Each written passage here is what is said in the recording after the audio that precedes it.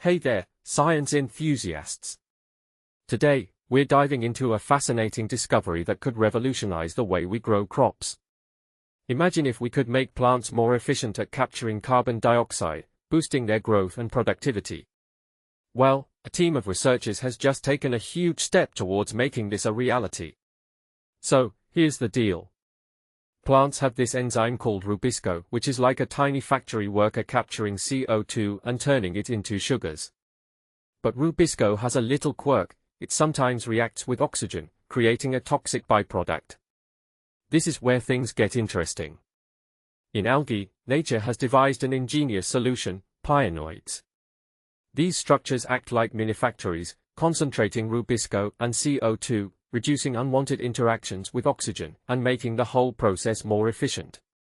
Talk about a natural hack. What's even more mind-blowing is that different types of algae, despite being distantly related, have evolved similar linker proteins to create these pyrenoids.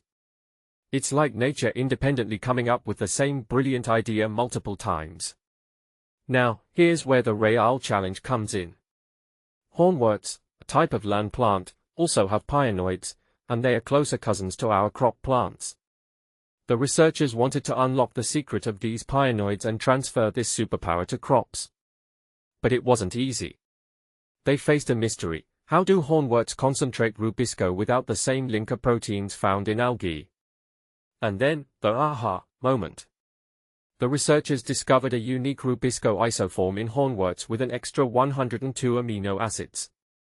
This extension forms coiled coils, which are like tiny Velcro strips, allowing Rubisco enzymes to stick together. It's a completely different mechanism from algae, and it's brilliant. Through a series of experiments, they confirmed that this isoform, named RbcS-STAR, is the key to hornwort's Rubisco concentration. When they introduced it into a hornwort that naturally lacks pyrenoids, voila! New pyrenoid-like structures formed. It's like they gave the plant a toolkit to build its own mini-factories. But the real test was in crop plants.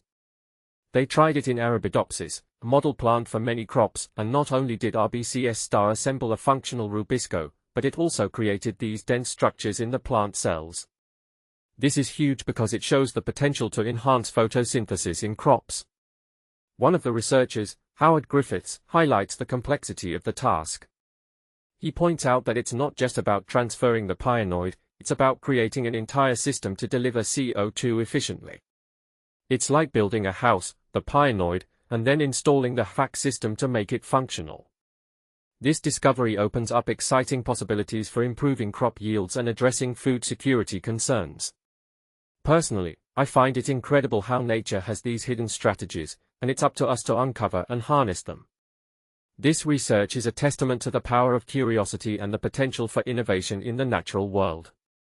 What do you think about this discovery? Are we on the brink of a green revolution in agriculture?